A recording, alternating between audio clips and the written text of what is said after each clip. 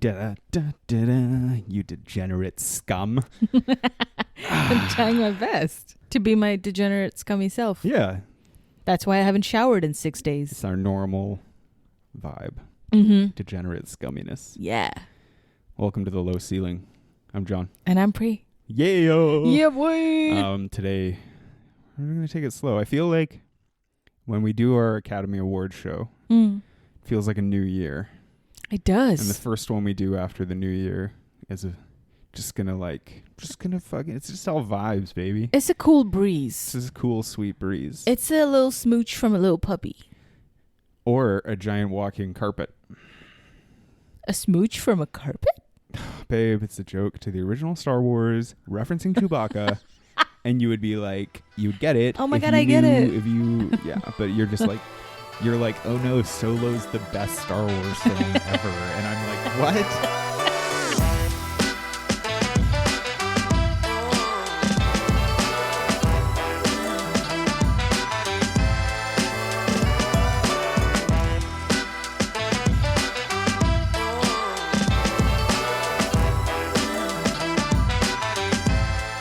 But today we're talking about Solo, a Star Wars story. Bam. And I have to say, I mean, it probably is one of the best of the new ones. Yeah, what's up? Yeah. Who's wrong? Yeah. Not me. Yeah, who says no? I always had it right.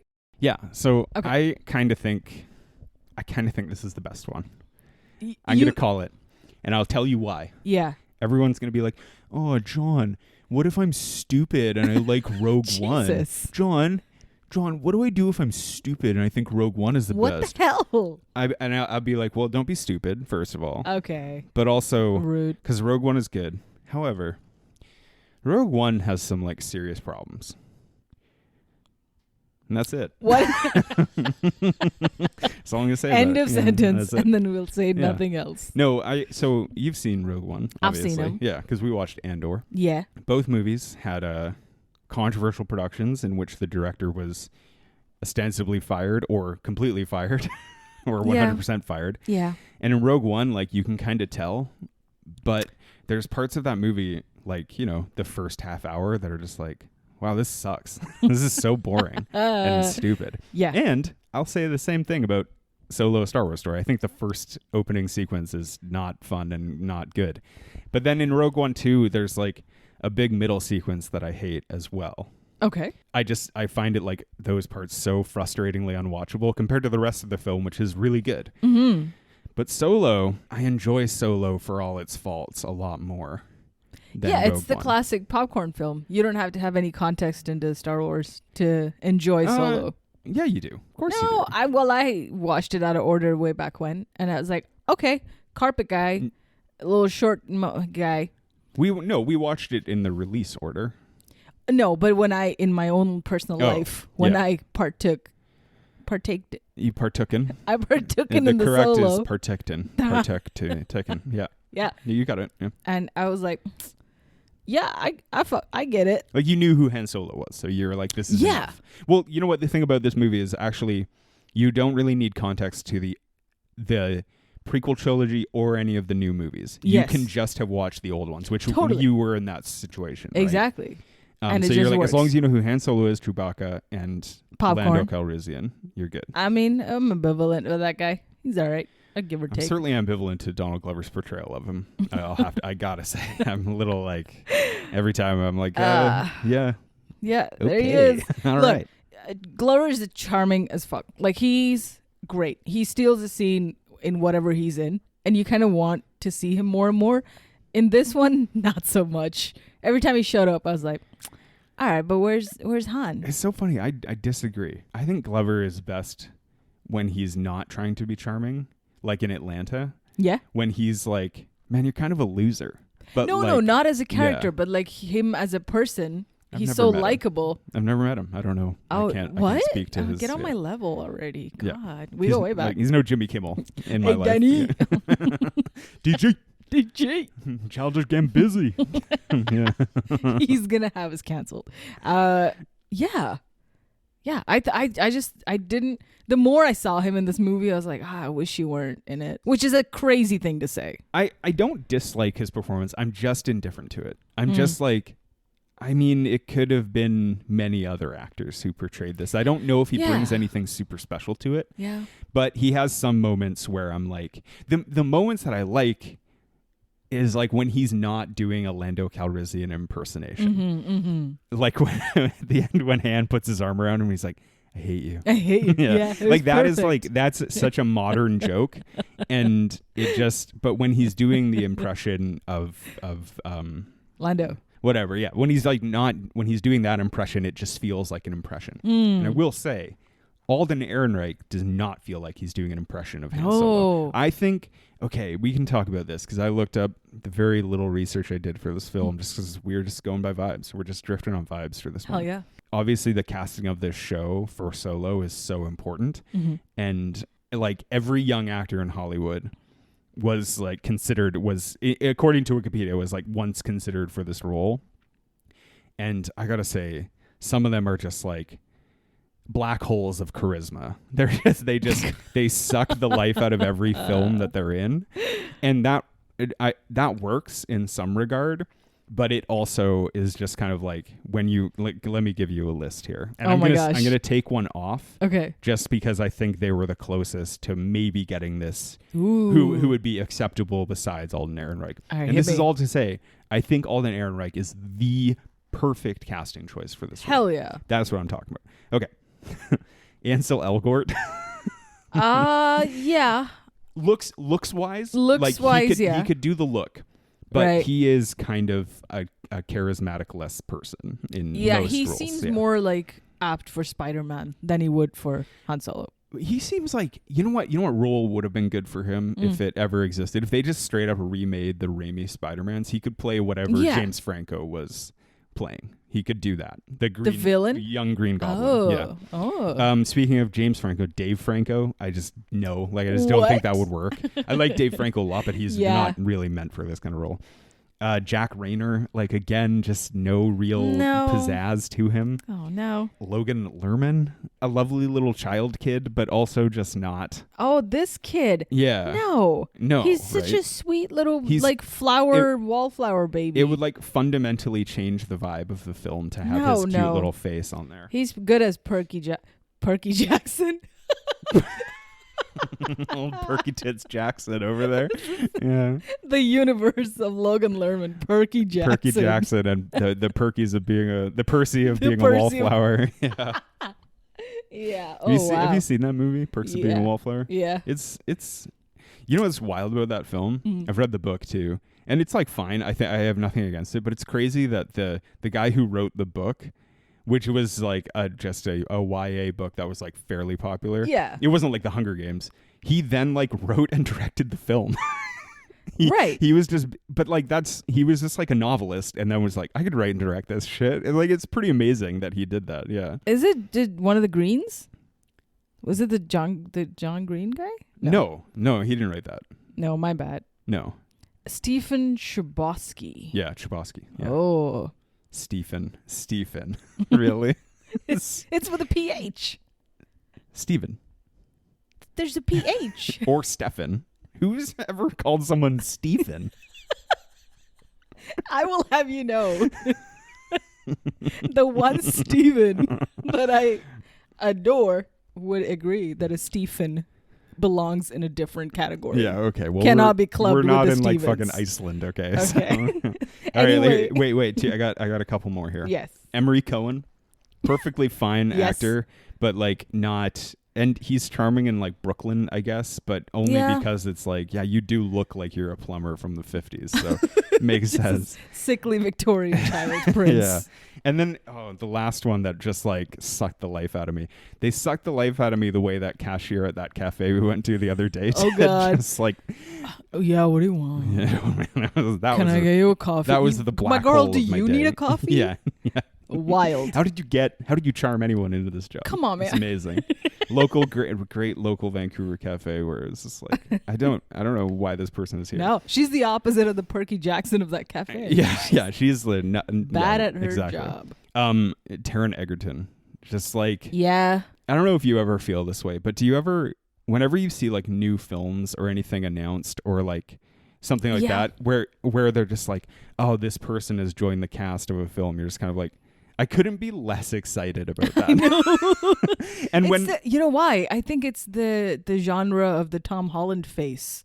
He just suffers from a no face. a cute little English boy, right? Yeah. And to be perfectly honest, and everyone by now knows how I feel about Tom Holland Spider-Man films. I think Tom Holland is also a charisma suck. He just Yeah. sucks the life out of everything he's in. And like Taron Egerton is one of those people where you're just like, new film starring Taron Egerton, and I'm just like, I guess I'm not seeing that one. No. But no. like, it's so funny because sometimes you see all these like casting announcements and you're just like, I cannot get excited about that collective cast. I know. Of like, you know. I'm glad they went with someone with 100% more hair, more charm. Well, okay. And the big one that I left off that we can talk about, Miles Teller. Now, before Top Gun Maverick, Miles Teller is also Ooh. better when he's a little shit fucker. Yeah.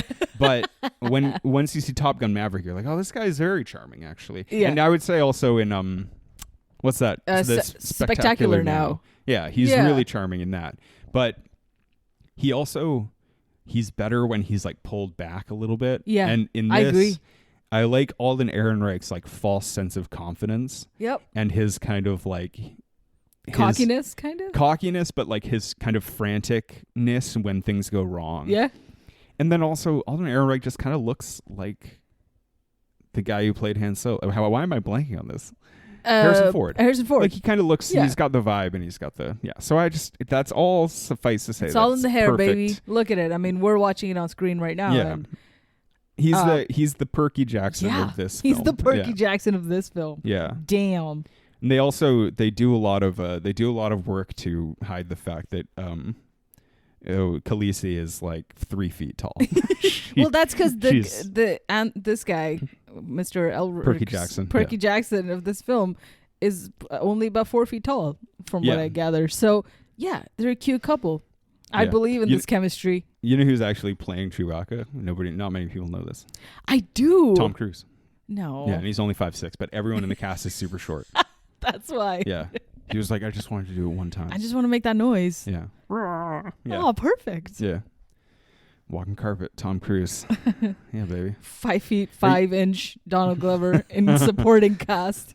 I mean, this is a cast of cutie patooties, Oh, for sure. They're all very like. pocket sized. I think it's overall like a great cast, even though there Yeah. is one large casting problem that I can't stand. But it's not her fault. It's the fault of the idea behind her character. Ooh, we'll come to it.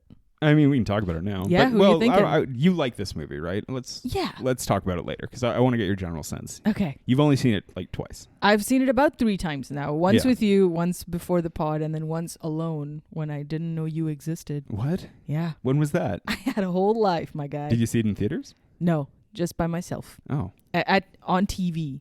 weird. Back when cable was a thing. I mean, this wasn't in another country, was it? You're gonna. You don't want to know the answer to these things. Oh my god. Buck wild. Oh, well, God. Yeah. Pre-solo. I remember, and maybe a friend of the pod, Chris, can back me up on this. We saw it together, I think. Me and him and my ex-girlfriend saw it together. And a guy ordered an entire pizza Yeah. right behind us, like in the theater. So funny. And I felt really bad because this guy was like on a date and they clearly weren't like girlfriend and boyfriend yet. They were having it was more of like a maybe not the first date, but not the the last. Yeah. Well, maybe the last. But like he ordered a pizza, him and this girl, which I was like, I mean, great idea. But then there was no space for them to sit beside each other because it was like this was like before you could book seats for every seat, every showing.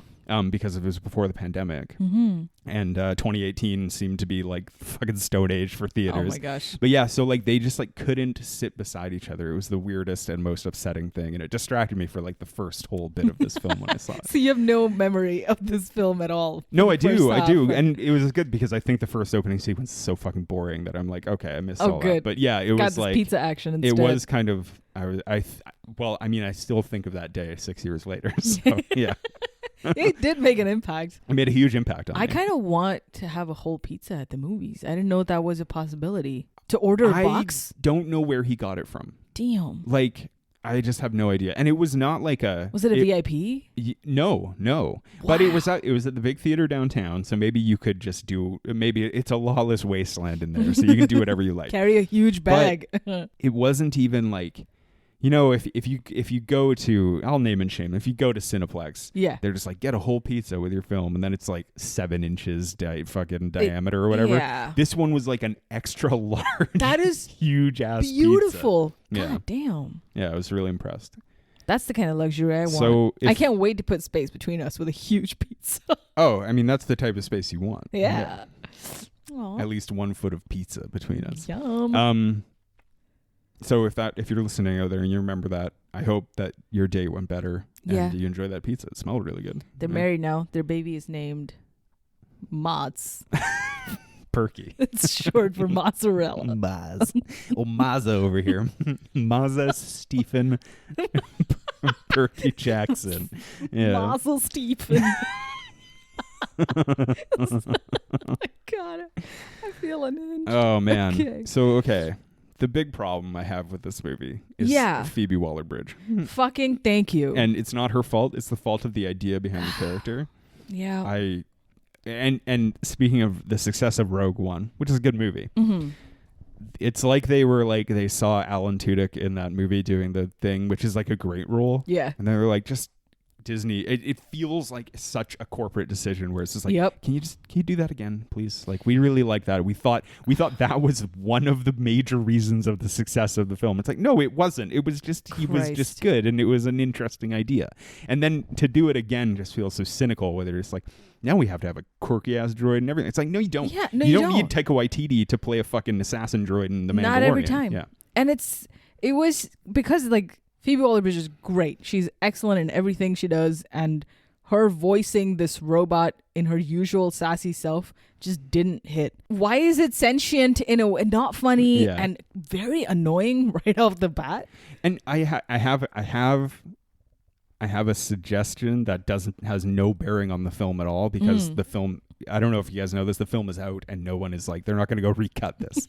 But if Topher Grace is listening and he wants to recut this film, I have an idea for it. Yeah, like, also, this movie does, despite how much I like it, it does these things that drive me crazy where it's like, let's explain a thing that you don't care about. And I'm like, yeah, you're right, I don't care about that, and I don't need an explanation for why. Like, the thing I was like, so they stuff her head in the ship, right? Where actually the scene is literally on screen. Mm-hmm. And that's like, it's in reference to, in the original trilogy, how the ship kind of has like a personality a little bit. Sure. But I'm like, that's so, I don't care how the ship got a personality. Because it's not important in the original films. It's also like more admirable if the character that becomes the ship ultimately is someone you loved and had to be sacrificed.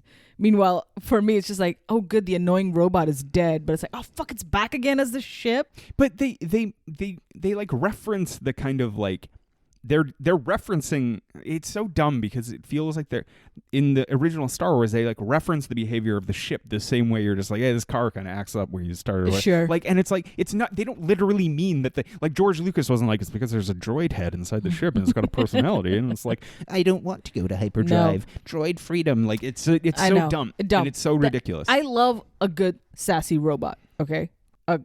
Great case in point is GLaDOS from Portal. Yeah, does a great job. Some would say you are a sassy robot. I have no feelings. I've often been like, she's made of metal. She's sassy. Yeah, she can kill you. She cannot say the name Steven. I mean, what is her like? I'm programmed that way, babe. I can't help it. It's so like jarring to see this like 10-foot tall sassy Waller-Bridge robot being like, oh yeah, we fuck. Yeah, Donald Glover and I, he finds a way to stick it in me because he's pansexual or whatever. Like, that's even interspecies. I don't even know what that is. I would absolutely. You know how like the J.K. Rowling, like Dumbledore is actually gay. I would love it if George Lucas like tweeted one day just like Lando Calrissian's always been pansexual. Maybe he has. Yeah. Damn, we're not tapped into that lore, but he really has. And the reason Leia doesn't, she doesn't like hit it off with Han Solo in The Empire Strikes Back is because she's hardcore demisexual. So Exactly. she's really got to build up an attraction to the man. Oh my god, hard relate. Relate. Yeah. Demisexual. Damn right. Demi right. All right, yeah. So, but even that scene where she's like, yeah, me and Lando, like, I want him to stick his dick in my robot hole. Come is on. like, that is such a. It's so out of place in the like. It just it's a joke that is like. Yeah. It's like. It kind of just saps the energy out of the film in a minute. It's funny. I think it's funny in a vacuum, but I am a little bit like, it feels like a sketch about Star Wars in a Star Wars film. Exactly. And maybe when that's like the Chris Lord, Phil and Lord Miller. Yeah. Lord, Stephen, and Miller. No, like it feels like maybe that's the influence to it, because like it doesn't feel like a Lawrence Kasdan, a Larry Kasdan bit, but yeah, I don't know. Like it just doesn't work for me. It doesn't. Her rule. No. And now I will tell you how they should rewrite it. Topher, if you're listening, this is how you can recut this film.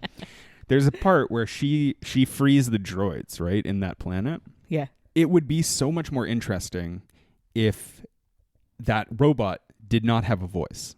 Phoebe Waller-Bridge is struck from the film. But then eventually you start to recognize that what she's doing is freeing the droids from their restraining bolts, which is like funny. It's like a long joke where then you're like, oh, she wants all the droids to be free. Like, I think it would just be better without a voice in some way. Yeah. It's nothing against her voice performance. I just think the idea of the characters is too much, and it would be better if it was just a little too less. much. Yeah, a little less. And also because like it had like birthing hips and all that shit, man. Like, why are you making this robot do the most? Because the sassy robot in Interstellar, the big block, Tars.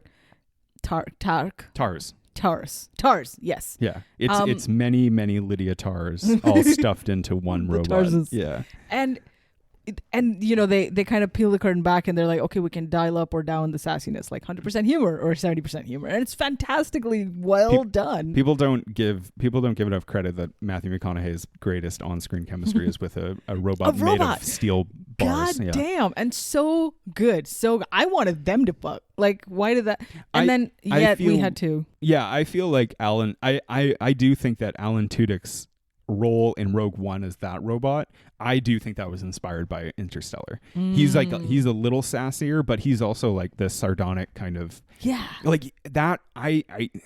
That's one of the reasons Rogue One is so good, is because of those aspects. But in this movie, it just takes away from it, and also like she's just acting like a person, and you're just kind of like, I know that 200 years in the future this will be considered racist, but she's just a robot, and I don't care about her feelings. No. Like I can feel them choking me from 200 years away. It's the funny thing about like what makes R2-D2 so successful is because you're like, you can infer his sentience, yes, but he's still just a beeping little box. Exactly. And C-3PO is like.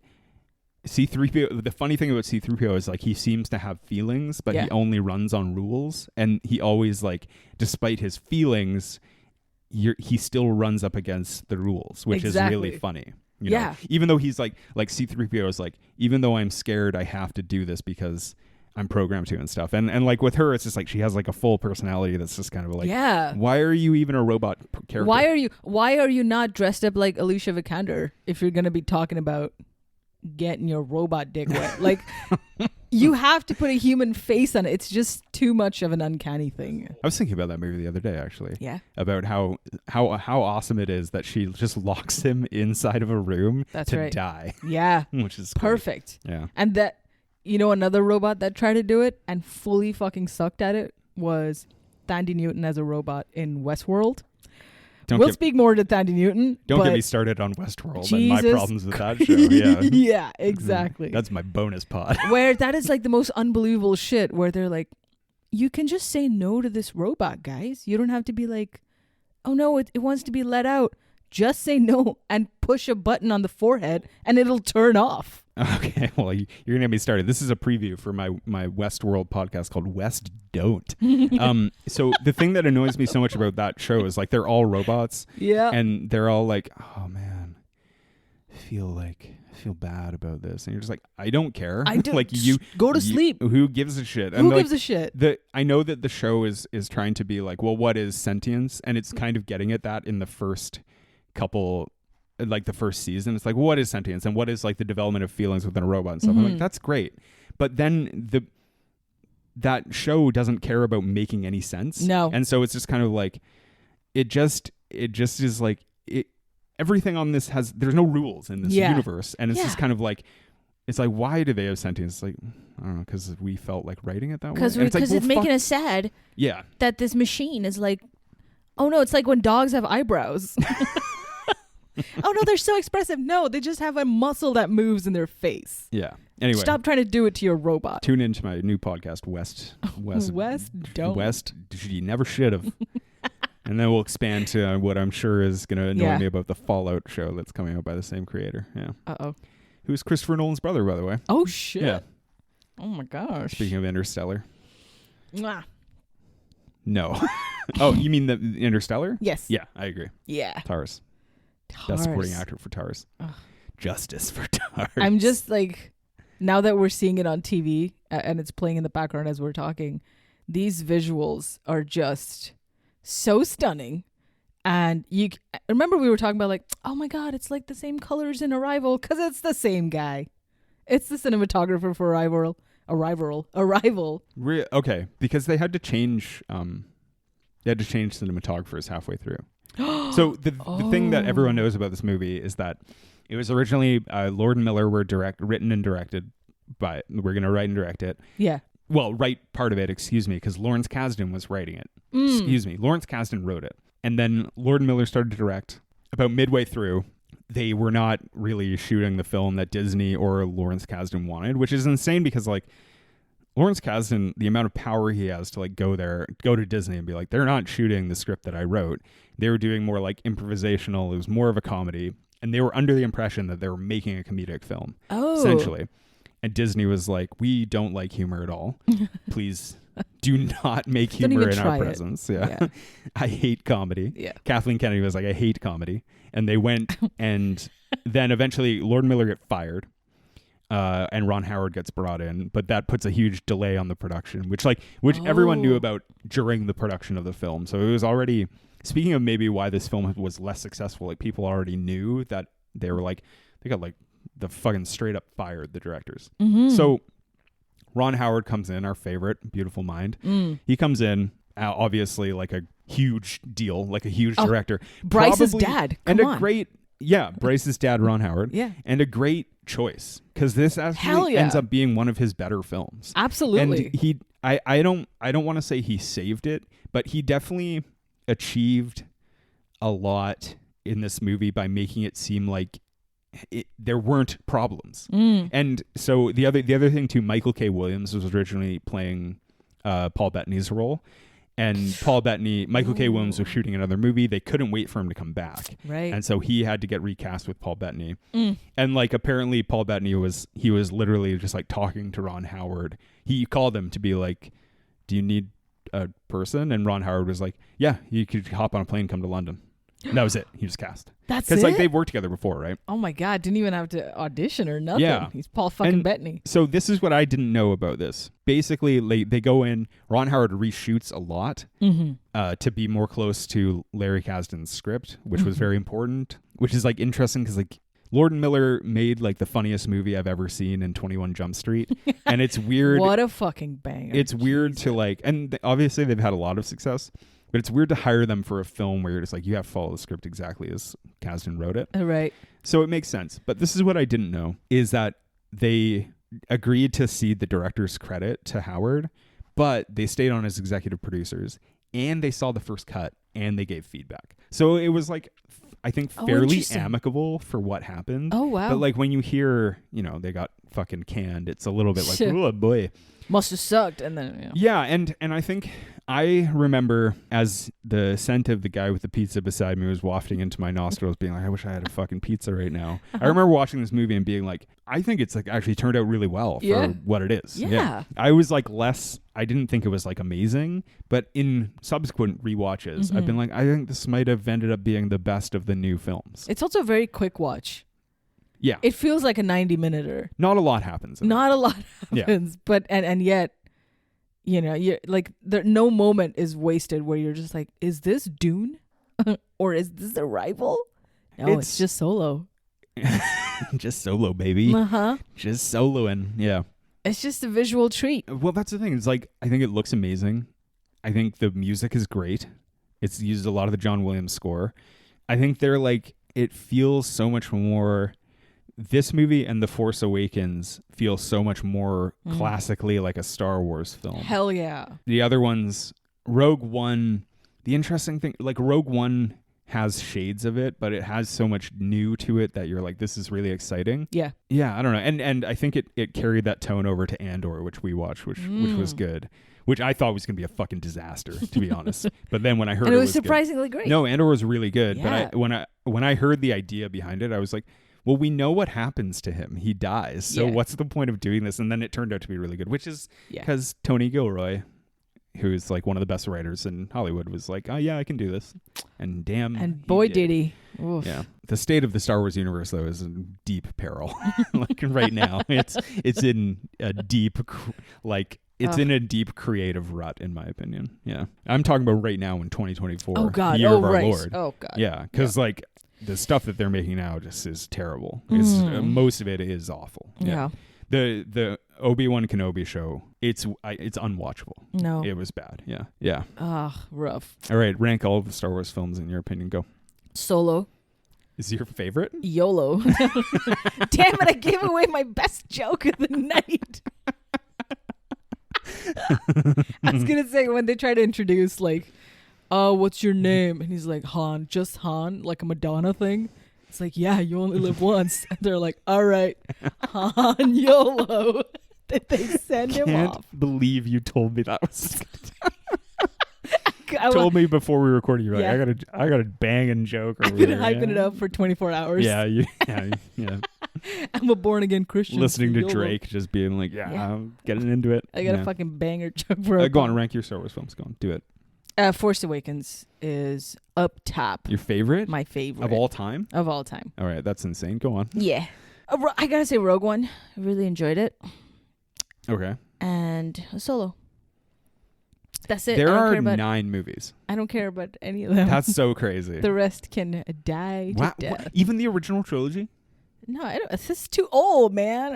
That's what I'm asking of you. No, I don't even remember them. Okay, I'm like, all right, you got the little bears. You got the little bear. Little bear movie. Episode 6. Little bears, and then you got the one tall bear. Chewbacca in this one is the sexiest of all the films. He's always the sexiest. But he's like especially cute in this. Look at him. He's got a glow about him. He's got a little more personality. I think he's actually cutest in Empire Strikes Back. No, I take that back. Return of the Jedi, he's cutest because you get a lot of screen time with him. Oh. Yeah, and the little bears. Love their little chemistry and the little bears. That's right. Yeah. Yeah. It would be a better answer to hear from you because you're a bigger fan and you have them all like rote memory. So what's your top 3? This is just off the top of my head. No, I'm going to rank all of them. Oh, God damn it.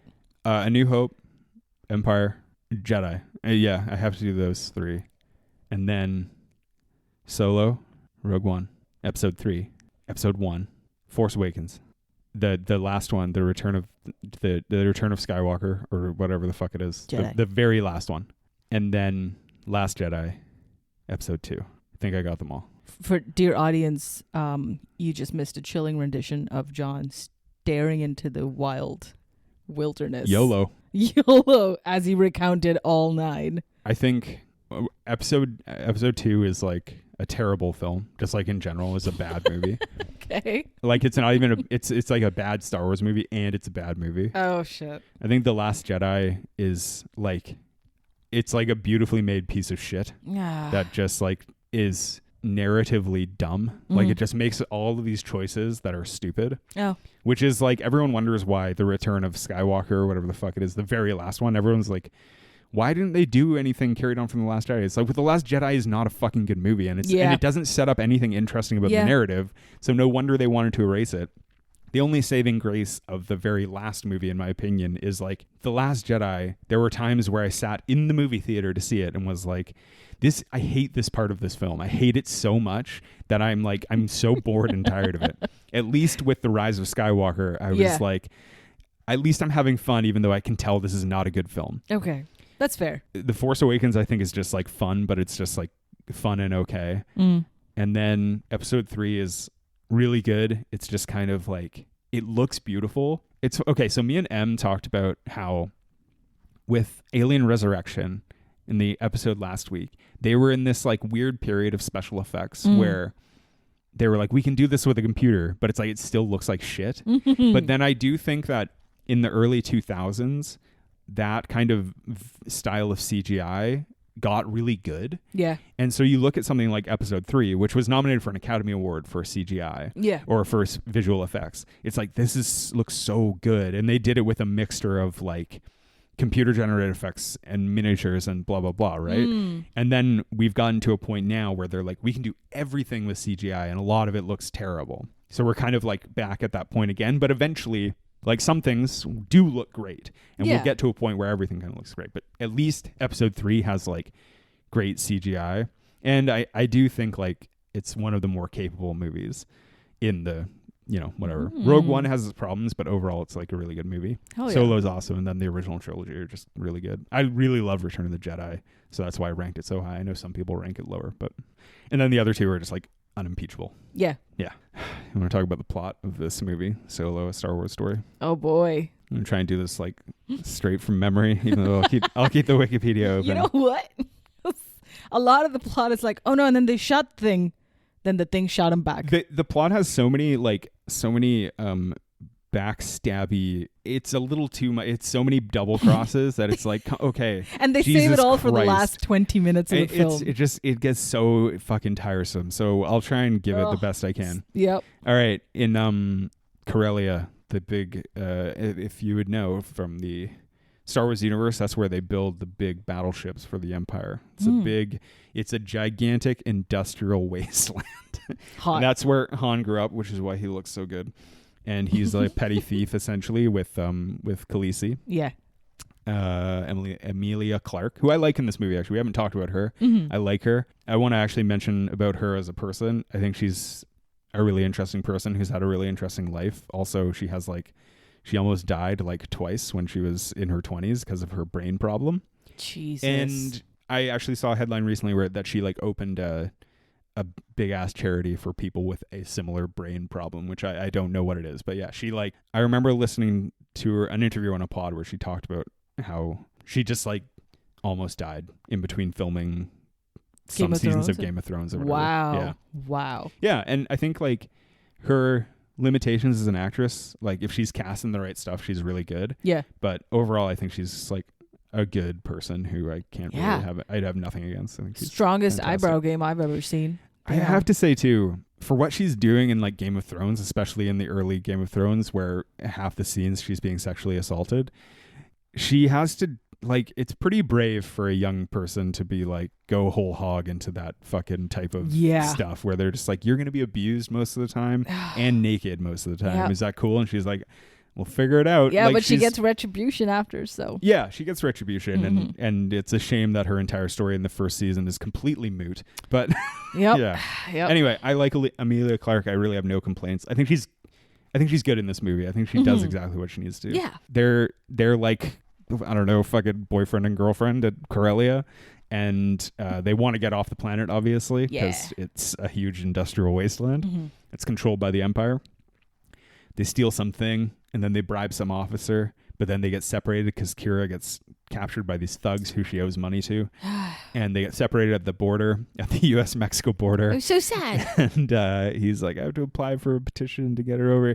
Anyway, he's also wanted So he joins the military. Mm. He gets given his last name because for some reason he doesn't have a last name he can give. So then we find out another pointless thing that we don't care about. Did you think that was lame? The Han Solo thing? It might be the lamest thing in this film. I don't know a single person who's ever been like, oh, that was a cool way to find out Han's last name. And at first I thought it was just Hans. Hans. If you were like Han S and they're like German, it's like, no.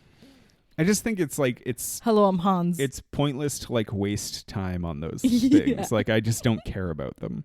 It's fan service, but none of the fans liked it. It was a little bit sad to I think behold. some fans did. I think there's some really rabid Star Wars fans who maybe did. But actually, that's not true. Or it might be someone who's not tuned into Star Wars universe. Most of the rabid Star Wars fans like hate everything. So they can't, nothing makes them really happy. Okay, so anyway, he joins the military, which is what you do in America when you're just like very desperate. I guess I'll join the military. He immediately gets in the shit in the Vietnam of fucking Jesus the Christ. Vietnam of the Empire. Yeah, man. And I do like the part where he's like talking to the officer. He's like, "We're the invaders of the planet." Nice try, kid. And he gets thrown in the brig Yo. for insubordination, and he's in there with Chewbacca. In the middle of this fight, he meets Woody Harrelson, which is the most bizarre casting for a Star Wars film, but he's quite beautiful. good. He ends up being good, but when you hear they're like, new Star Wars film coming out, it's like, oh, who's in it? Woody Harrelson. You're like, what? Yeah. Why? Well, it is the fucking Wild West or whatever, and he's got a great face for it. And he probably smoked a lot of weed around the time Star Wars came out, and probably still now. So yeah, but it's just it's bizarre casting, but he's very good in it. So he meets them, the gang, Tandy Newton, Jon Favreau. Yes. Not political analyst, Jon Favreau, the actor and voice actor, director, writer. Disney himself. Mr. John Disney Favreau. So Tandy Newton is Woody's girl. She's doing her Tandy Newton thing, she always does. So Han Solo get thrown in the brig with Chewbacca. They escape. Then they get taken aboard these criminals' ship and they escape the planet. They're like, we're going to do a big job. Yeah. We're going to go steal this fuel, coaxium. Yeah, they get in that sequence, the train robbery, which is like very... stunning. Very good. Yeah. Really liked it. I love the Harry Potter-ness of the train kind of spinning upside down and doing all these cool maneuvers around a mountain every time it curves around. Yeah, and I think like when you hear the idea that it's like they're adapting this kind of like Western-esque style. Yeah. They're going to actually do a train robbery. You're like, well, what could they do to make this that interesting? And they actually do. So cool. It is very cool. And it's a fairly long action scene, and you're like, you don't really realize. One thing I like about this movie is that like there's two very long set piece scenes that are like, that's all you need. It doesn't need to be like nonstop action. Exactly. Those are the ones you want. Yeah. And anyway, the important part is that Tandy Newton and Jon Favreau die, which is actually it's a boon to the film. Good. Because Favreau was fine. I thought Newton was kind of not great. They don't get the shipment of the coaxium because they're interrupted by Enfys Nest, which is a gang of, as we learn later, adolescents. Enfys is such a cool name. Just Enfys Nest. I was like, ooh. Chills. I don't like it. I love it. I don't like it at all. It sounds like a disease. It's beautiful. It is a disease. The disease of children. That's right. Yeah. Oh no. My mother's been diagnosed with my brother. Oh no. Oh no. YOLO. And so they owe this coaxium to a gangster played by Paul Bettany, who just kind of woos around worlds on his yacht. His beautiful yacht thing. I was so happy to see Paul Bettany's face. He's very good in this. He's I like good him. in this. He's just being Bettany. He's just he's so menacing no matter what. Mm-hmm. And then I wish he like dialed it down a little bit. Yeah, he's kind of hamming it up a little bit. He's a little hammy in it. Yeah. But man, fuck it. I'll take a Bettany in any form, shape, or scar. One of our great actors. I love him. I kind of love him in everything he does. Yeah. Yeah, and so they owe this money and they're like, what if we found you more of this fuel stuff? And he's like, all right, cool. And then he sends, and we find out Kira has been working for him, this Crimson Dawn, this like syndicate kind of deal that we don't know what they're all about. But Woody Harrelson and Alden Ehrenreich are like, we'll find you more. Paul Bettany's like, Kira can go with them.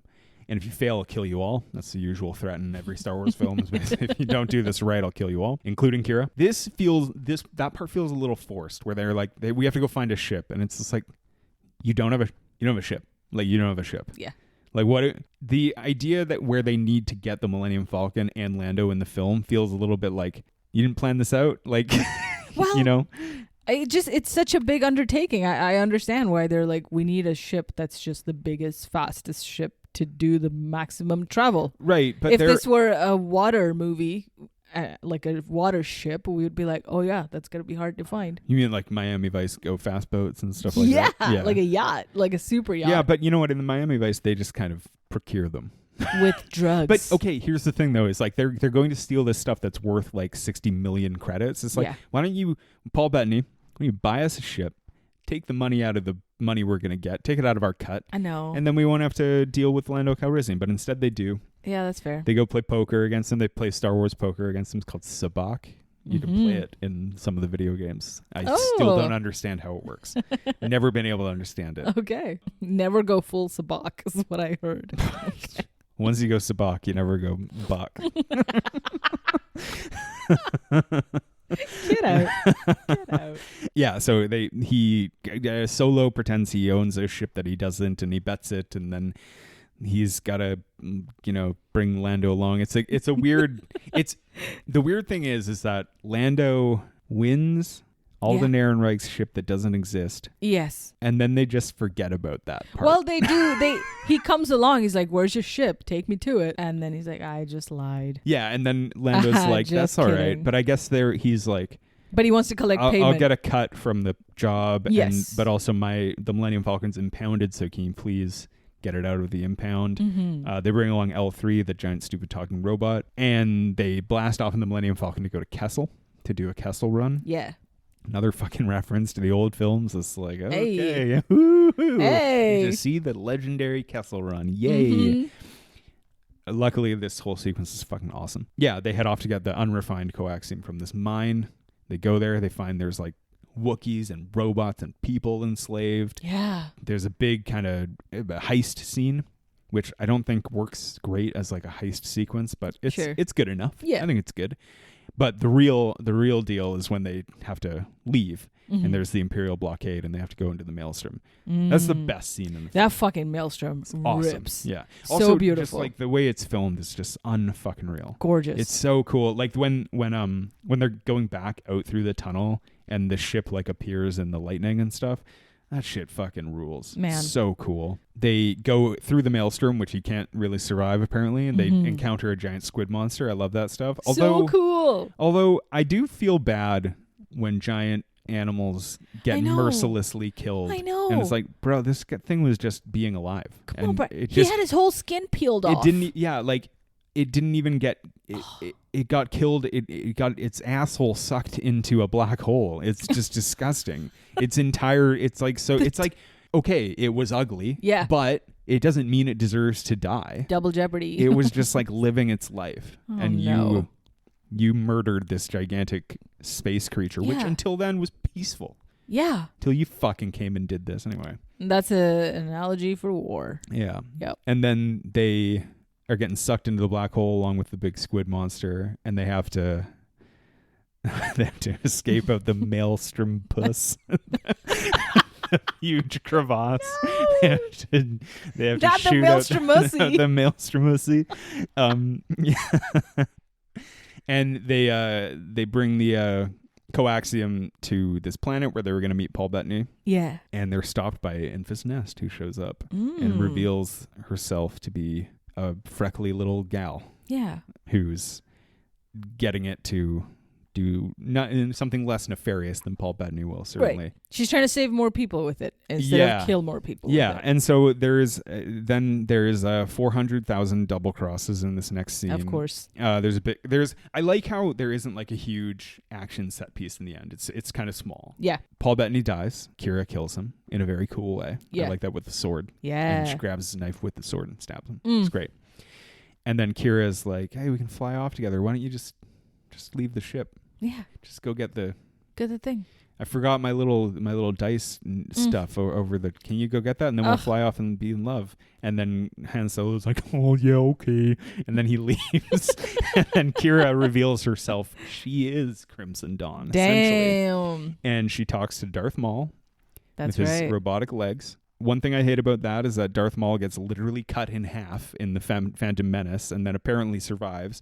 The only problem is you have to watch an entire children's Star Wars it's a cartoon. program.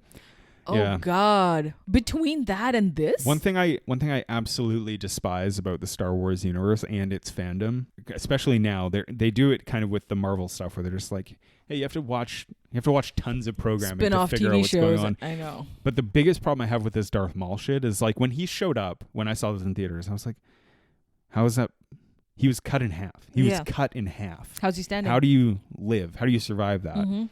And then I was reading about it, and people were like, well, you have to watch the Clone Wars. And I was like, I'm not watching a children's television program to understand this, so just tell me the answer, please. Yeah. Tell me if it's on Bob's Burgers and I'll catch up. Yeah, maybe.